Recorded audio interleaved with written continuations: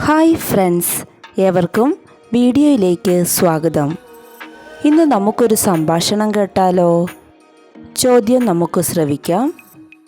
വാന്യ മുന്തിരി കട്ട് തിന്നത് അമ്മ അറിഞ്ഞ ശേഷം അവർ തമ്മിൽ നടക്കാനിടയുള്ള സംഭാഷണം തയ്യാറാക്കുക എന്നതാണ്.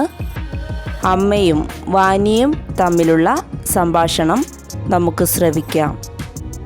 അമ്മ: നീ മുന്തിരിങ്ങ കട്ടെടുത്തത് എന്തിനാണ്? വാന്യ: എനിക്ക് മുന്തിരിങ്ങയുടെ മണം അടിച്ചപ്പോൾ കഴിക്കാൻ തോന്നി. അമ്മ: നിനക്ക് എന്നോട് ചോദിച്ചിട്ട് എടുക്കാമായിരുന്നില്ലേ?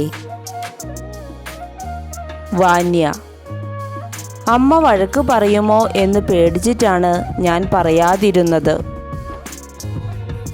അമ്മ: ഇനി നീ ഇതുപോലെ കള്ളത്തരം ചെയ്യരുത്. വാന്യ: ശരി അമ്മേ, ഇനി ഞാൻ ഒരിക്കലും കള്ളത്തരം ചെയ്യില്ല. അമ്മ: ശരി.